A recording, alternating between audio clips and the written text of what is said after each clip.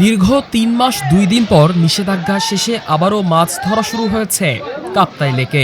রবিবার সকাল থেকে কাপ্তাই মৎস্য অবতরণ কেন্দ্রে মুখর হয়ে ওঠে জেলেদের আগমনে। ৩ মাস নীরব অনেকটা নীরব থাকা কেন্দ্রের পল্টুন ঘাট সরগম হয় মাছ শিকারীদের কর্মচাঞ্চল্যে।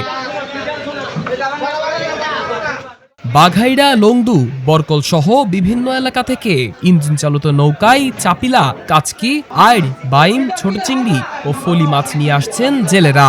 বরফ দিয়ে মাছ সংরক্ষণ করে ঢাকা সহ দেশের বিভিন্ন স্থানে পাঠাচ্ছেন ব্যবসায়ীরা। মাছ ব্যবসায়ীরা জানান, এদিন চাপিলা, কাচকি, আইড় ও ছোট চিংড়ি এসেছে। পানি বেশি থাকায় বড় মাছ ধরা পড়েনি। আমাদের এখানে সুডো, সাবিলা অথবা খেসকি বা বিভিন্ন মিশালি, আর কিছু সামান্য আইর বেশ অথবা গুড়া গাড়া নাই। এখন এই মুহূর্তে ওইরকম কোনো মাছ নাই। খেসকি, চাবিলা, আইর মাছ, বিভিন্ন জাতের মাছ, সব ধরনের মাছ। বড় মাছ আছে? বড় মাছ আসে না, এখন আসতেছে, রানিং আছে। খেসকি, চাবিলা বেশি আসছে, ছোট মাছ বেশি। ছোট মাছ যেটা, ছোট মাছগুলো ওভার মাছ আসছে বেশি। বড় মাছ আসবে, মাছ দিনে পরে পানি যখন কমবে তখন আসবে।